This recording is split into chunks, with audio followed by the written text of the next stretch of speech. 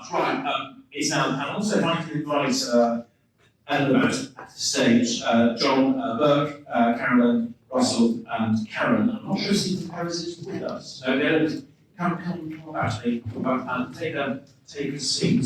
So I'll say here.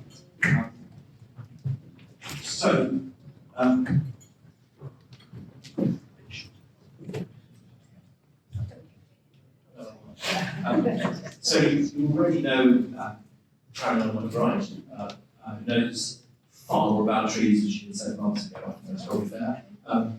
Jon Burke, who, if any of you have never been on Twitter, you can certainly go to Jon Burke. But Jon Burke has led, and Claire just referred to him, I think, genuinely one of the most inspirational rereading programs in the country, not in Europe.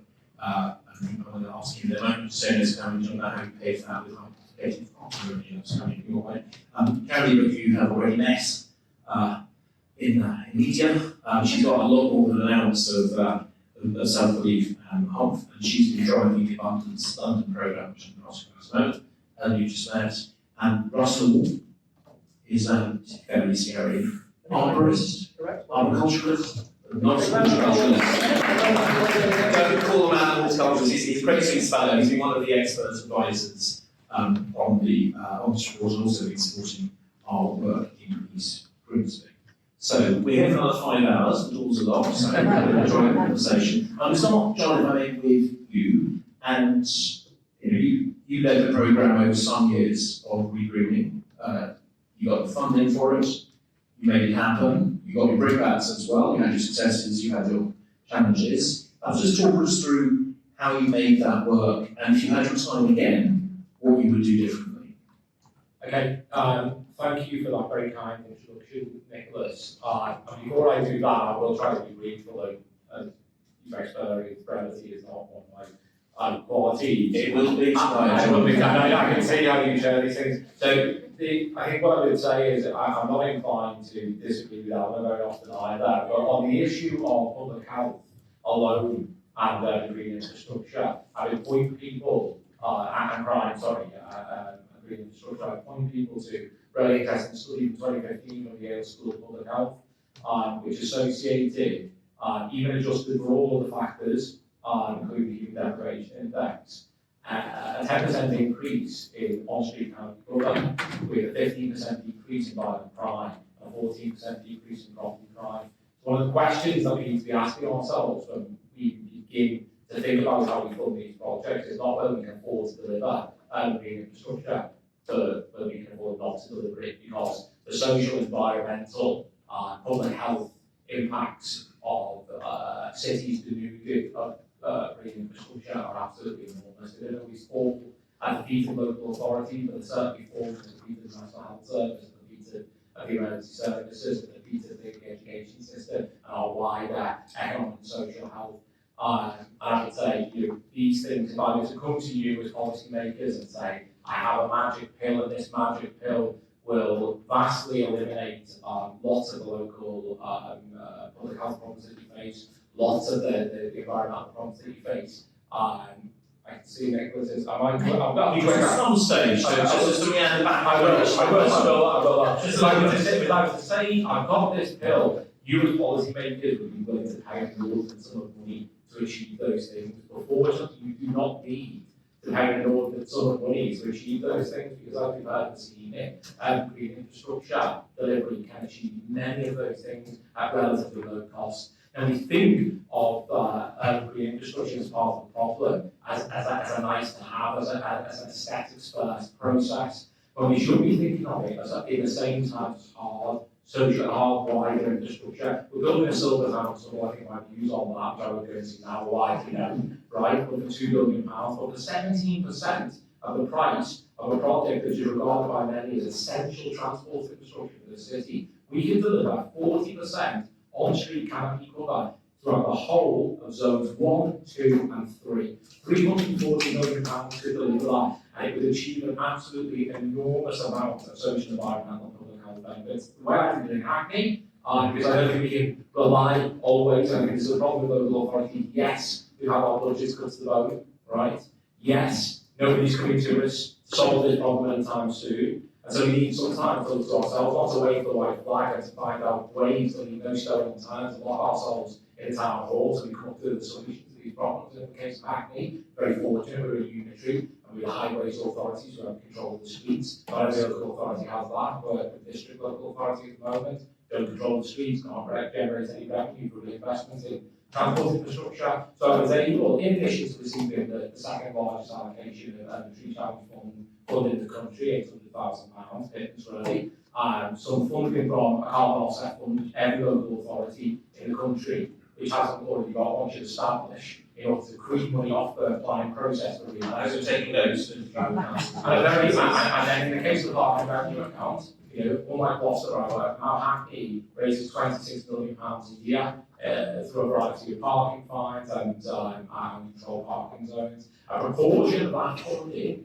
all of that funding that's generated has to be legally backed for reinvestment in transport infrastructure. But the legislation that underpins that defines transport infrastructure as also measures to eliminate pollution. And of course, as we've learned this evening, green infrastructure is one of the finest, most highly evolved, most specialist engineered interventions that we can undertake to improve quality. It's not a substitute for eliminating surface transport emissions, but it can make an absolutely enormous difference. So we were able to take a proportion of our funding to deliver a programme comprising some £4.8 million over 3 years. During that time, of course, what do we do? That we do our maths now. We generated £86 million in parking revenue account funding. So, you know, it was 5% of the money that we generated over 3 years that enabled us to deliver 31% 10-year county cover on street in the Borough of Hackney, one of the most deprived local authority areas in the country. And not only that, we started on those streets because there's a direct correlation between inequality in Gini coefficients and deprivation and low levels of county cover on streets. We identified the streets with the lowest levels of county cover, started there first, got the trees in the ground, and began to deliver social, public health and environmental savings from day one through targeting those communities that can benefit from all of the many benefits that are providing infrastructure firms. Brilliant. Thank you very much, Steve. Give a round of applause.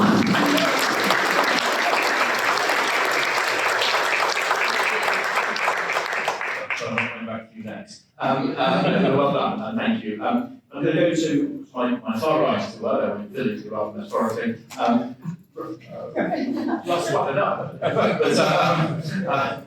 But Russell, you were a tree officer in Bristol. It's a really interesting case study which we go through in the report of, actually, it's a point John touched on, or many points John touched on, but it's, we've never actually met before in person. I feel like I know him well and can tease him because we've been teasing each other on Twitter for the last decade. But Russell, how did Bristol get better and what mistakes did Bristol make en route? So Bristol was very successful in the early cycle city money, and then also money to improve on bus routes. But it went to the highways party. I never really engaged with the replacement parks. And then it really became an issue when the highways engineers decided to start digging up parks, because they used to working the highway and they just kind of got on and digging out the highway. Now, digging up parks in Bristol was a big parks for big trees for caused a lot of problems. They kind of had to stop working with the engineers, they realised they got it wrong. So, we worked quite closely with them then to include trees as part of these capital infrastructure projects. We had the first 2 bus routes going through Bristol had no green infrastructure at all. Because of the uproar inside the city, we were told to be brought to the table. Organisers used different things to do with us. We talked a very different language. I had to speak a different language in terms of engineering. The things I talked about were very professionals and not what engineers were interested in. So I had to change the way I spoke to them. And actually, eventually they gave us £500,000 to green any of the bus routes. Now, to put that in context, my entire parks budget at that time was about £50,000 for the trees and parks. They gave £500,000 to kind of shut down everything. They didn't expect me to turn up to any of their meetings, and actually we did. And we put a dedicated officer on their project team to make sure we looked for opportunities. And over 2 years, we got a lot of trees planted, but we also changed the way the city looks at things. We managed to prove that if you put trees out in a wide age road, you're not going to bring Bristol's gridlock. Cars aren't going to crash into each other because we put trees down. What we managed to show at the time of the project was we got more people back in terms of cyclists using the areas because we calmed the trees down, we saw less pedestrian being hurt when we put trees in, and And what was really important was we saw such an increase in people using buses, that the bus company didn't want us to publish the information because they didn't want us to know. So we completely changed it. Ironically now, It's not good to put that out on social media. That's grateful, thank you. but ironically with budget cuts now, Bristol has cut the street tree part, and it's actually the highest part, which they have to see the character of planting. Because we showed them actually we put a treat into bollards.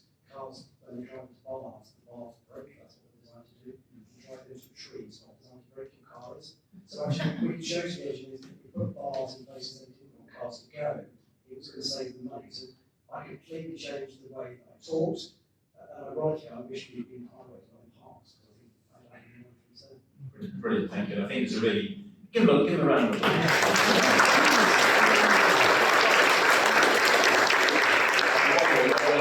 I think there's a really important point there, which just really emphasises that point about getting into the highways budget, not just the green up budget. It's actually analogous to a lesson we've learned about wider placemaking work in great streets. If you're relying on the budget of the urban designer, that's not going to get you very far. So if you can get into the big capital budget, you can change things. If I can, Karen, just quickly turn to you as well, the lady with the ounce of perseverance or the ounce of something. Is there one key thing that you would say councils should do differently or better, or you'd like to wave magic wand and change in your interactions with them over the last few years in terms of greening up bits of London? I'm kind of blown away by Lambeth and Hackney and Bristol, and feeling sad for where I live because it's nothing like that. I mean, it's a constant, it's a battle. Every bush, and we just produced a plan to green the centre of Chiswick and to put in some suds, and our main council has come out and said, can't you just put in a couple of hanging baskets? And you're just like, it's just, we're so far away from what Lambeth and Hackney were doing. So our services are all contracted out in Hounslow. So you've got Hounslow Highways, you've got Hounslow Housing, you've got parks, and they're all different. They're either arm's length or they're separate bodies. And then we've got TFL as well, so with the main streets through. And so first you've got to know which one to talk to, and then you've got to find someone within that organisation to talk to. And finding, getting hold of an email or a mobile phone number is like gold dust. I mean, that is kind of, you've really succeeded. If you can actually ring Tom and say, look, this tree's falling down, can we do something here, or is it okay? But sometimes you run into problems. I had a huge problem with a corner of the A4, which belongs to TFL, run by Hounslow Council, who've farmed out the maintenance to Hounslow Highways. I had written permission from Hounslow Highways and Hounslow Council to put some plug plants and make it into a meadow. And then I got a pissy note from TFL. Anybody from TFL? Saying they wouldn't admit it now anyway. Saying we noticed you've done some guerrilla planting, spelled G-O-R-I-L-L-A. We strongly disapprove of that. But if you'd like to sponsor this corner for lots of money, get in touch. And I said, no, we're actually planting this, and I've got permission from XY. And then they came back and said, we can have a retrospective license for £400, upon which I said, that's not going to happen. Is that the story the BBC wouldn't let you tell? Yes, so the BBC did, as we went around, so we've got about 20 different pocket parks around the area, and as we walked around, the BBC said, we have permission for this, so can we ask for permission to film with this? And we have permission for this one. We have permission for some, and gradually, as they've been more successful, and we've been on Garden Squirrels, and TV, I've kind of become the establishment, but I didn't start out as the establishment. And now that I've got these mobile phone numbers in general, it's a lot easier, and people can see that still, we still hit the hanging baskets for suds, and oh my God, what do you want to take out of parking? Brilliant. Well, the answer isn't just, I think, again, MBE, sorry, MBE, sorry, very brilliant, and I know the numbers is. I didn't get either, but just rub it in. So. Yes, I got it. Okay, right, I love that. Okay.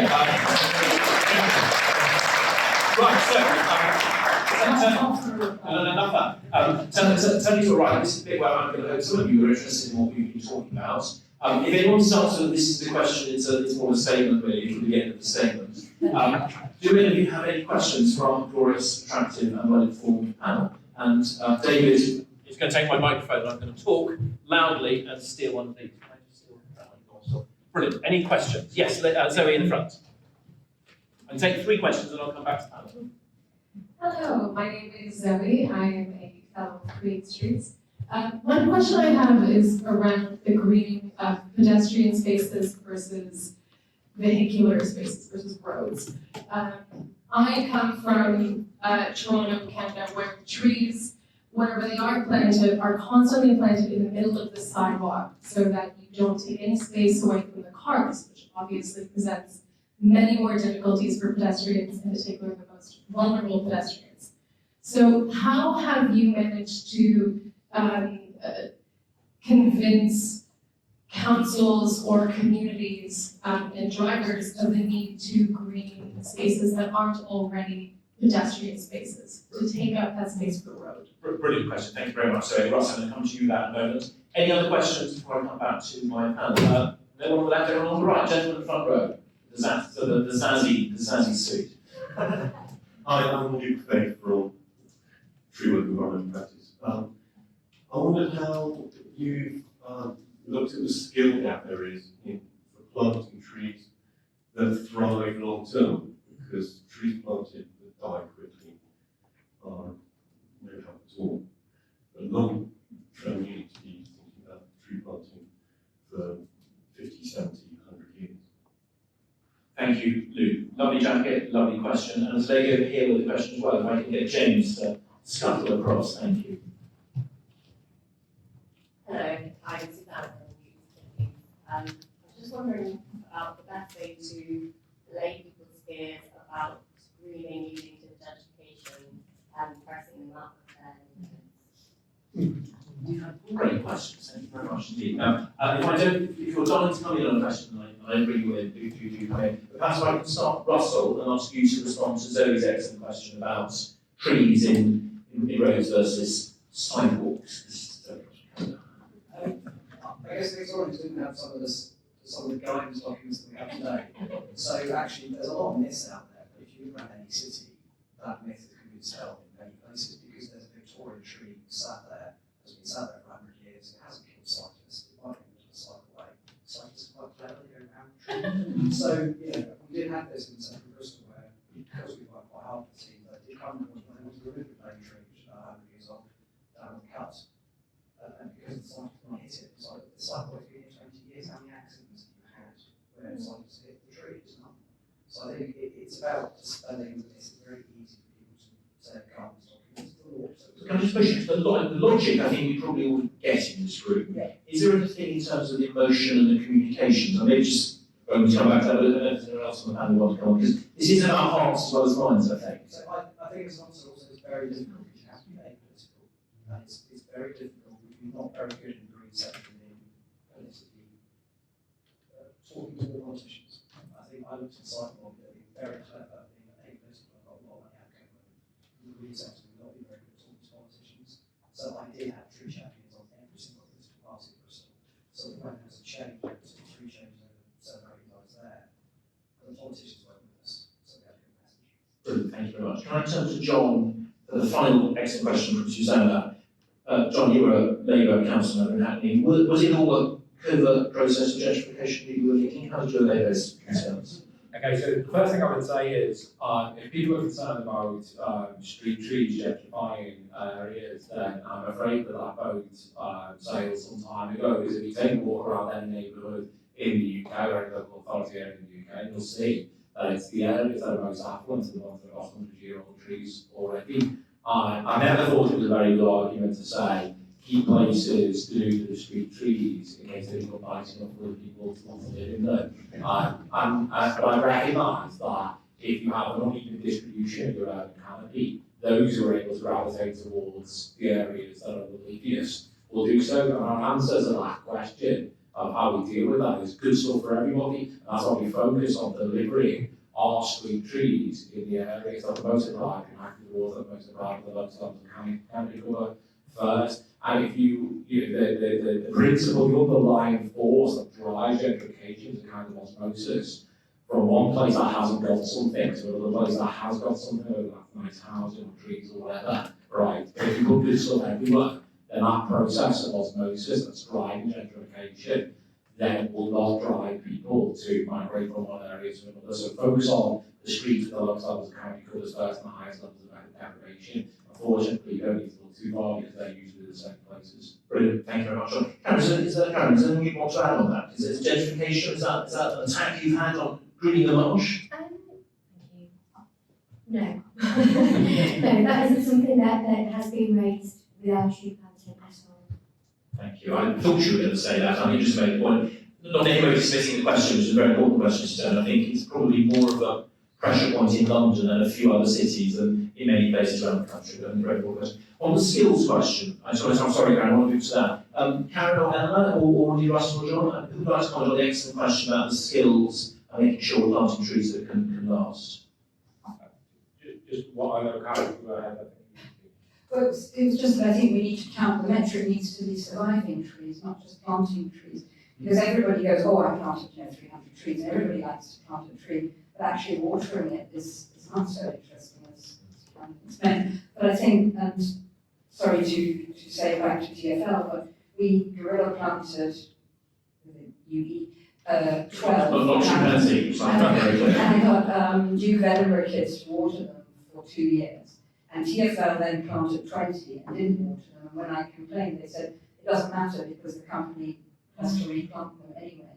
And so you don't have a tree, I mean, you just have a dead tree. And in fact, and then they said summer dormancy, well, maybe that's a thing, but anyway, they're now in their 3rd years. Brilliant. Thank So I you. think, but it's mostly watering. Brilliant, thank you. Russell, are you going to answer that, or? We need to move away from this whole negative, because we see it all over the country. You know, a lot of our natives do not do well in urban environments, especially in pavements.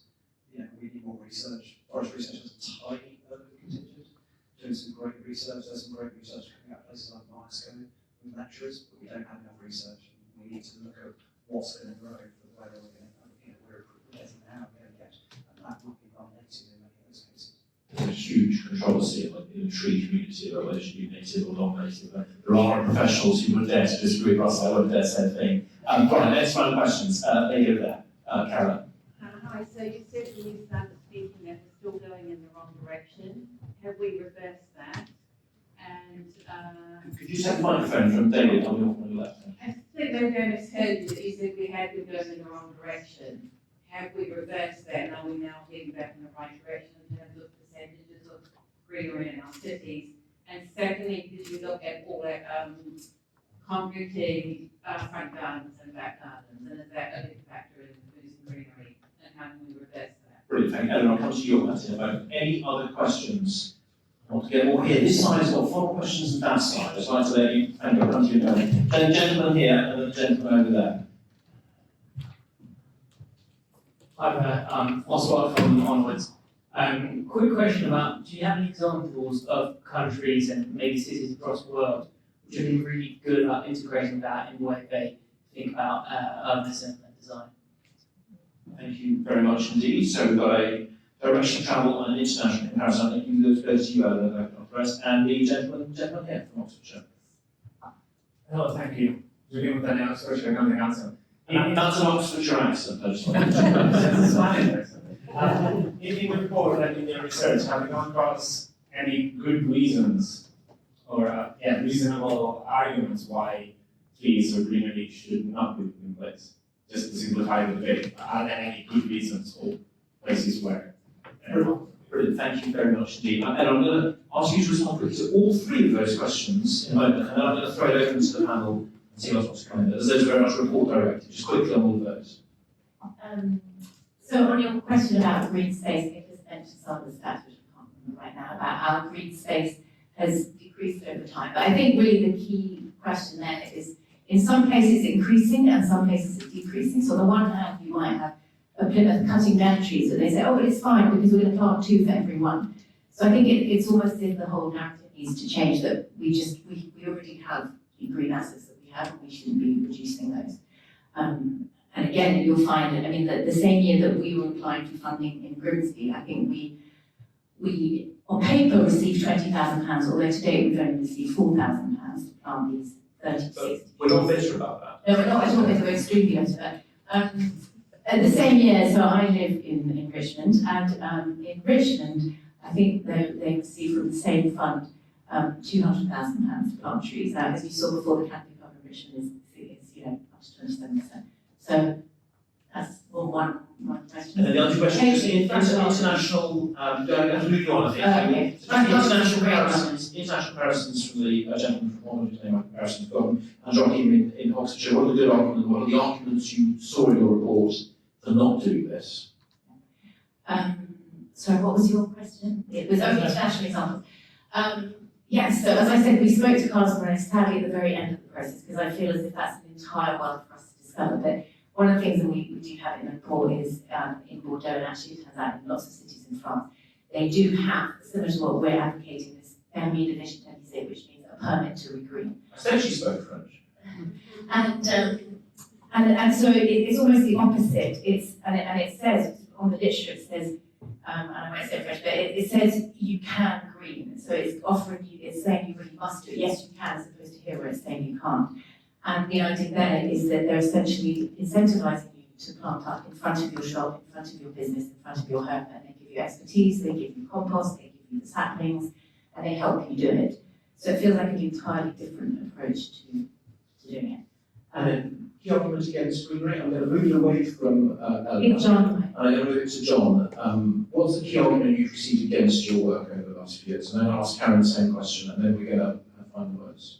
I mean, the arguments are absolutely terrible, so I'm not going to be here to make a case for them, but I think it's worth dialing back for a moment, because I think it's linked to an earlier question about build-outs and clearances between, between on-street paving, on-street planting, and build-outs. This is a kind of continues to be, every time I kind of tweet about this, rather controversially, it appears to set off a kind of civil war with the urban kind of greening community, because a lot of people who basically say, one of the arguments against planting street trees is that they inhibit space on the footpath, so that you must only plant street trees under circumstances where you can deliver them as part of a rainwater garden or a build-out.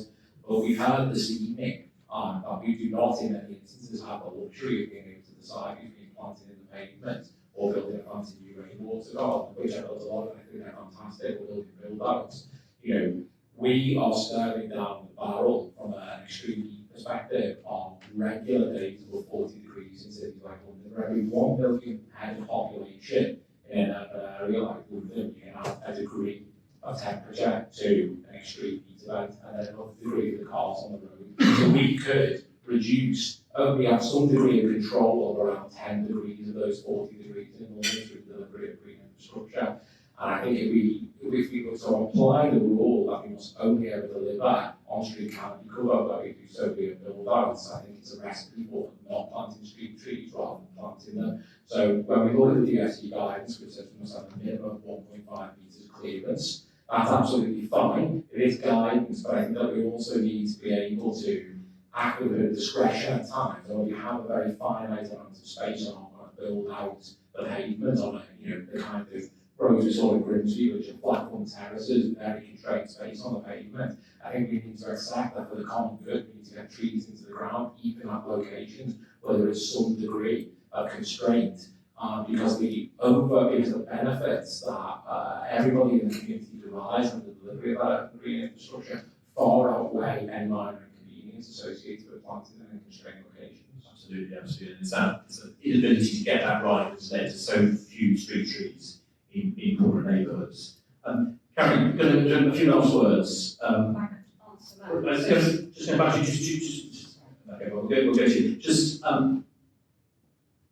be glass half full, Karen. What gives you hope from this conversation? Do you think we'll be in a better place 5 years from now? And what one thing or two things quickly would you like to see happen from this report or from elsewhere to get there?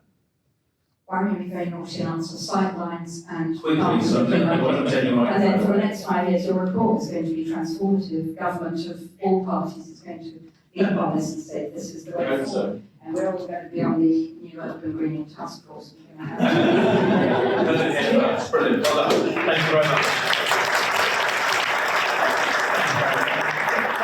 Carolyn,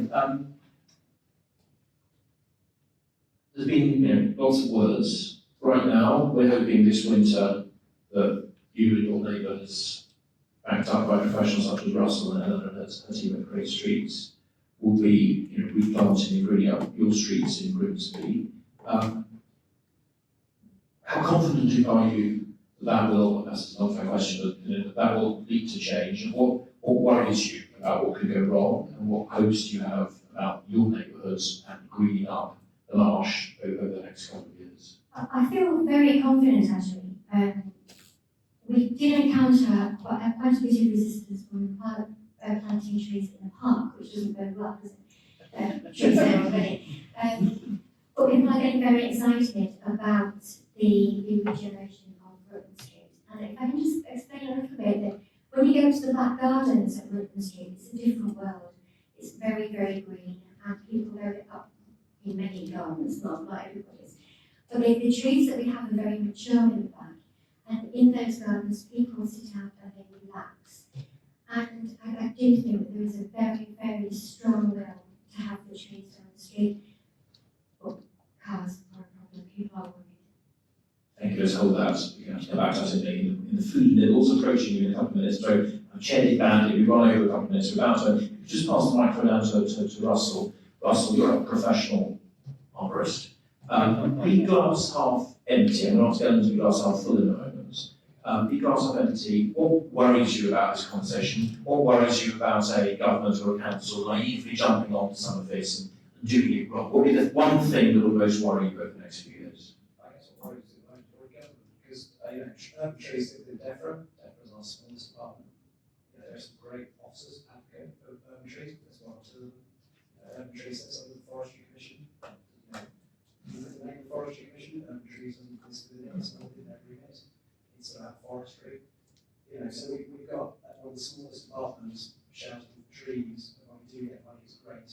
But as we've heard already, it's tiny compared to how much it's done on potholes. So, unless we see government making trees statutory, actually putting them in departments, got clouds to make things happen, nothing's going to change. We saw it when we had a plant health officer put in DEFRA. She was government's plant health officer.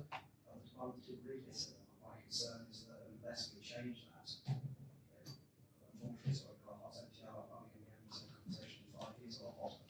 Right, Eleanor, what are you going to do? What are we going to do? What network are we going to build so that Russell's very legitimate concerns do not come to pass?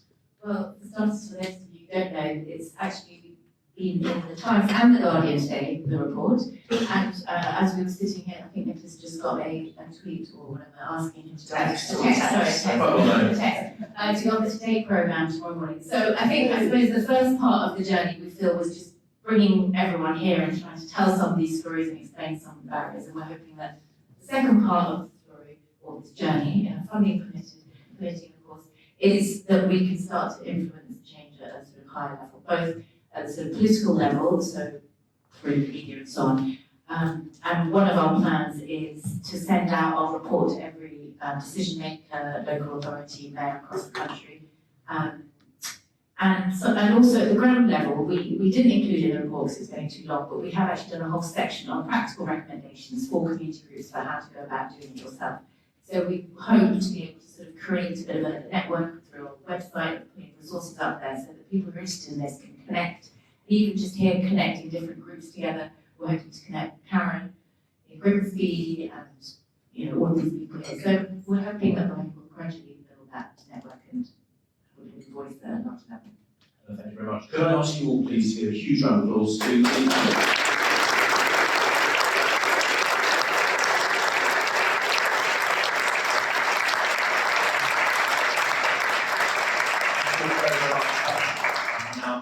you're a few words away from being able to go back to the wine. Ladies and gentlemen, a few years ago there was a ripple of conjecture that greenery was good for us. There is now, I would posit, and I hope this report sets out, a tidal wave, a storm surge of evidence.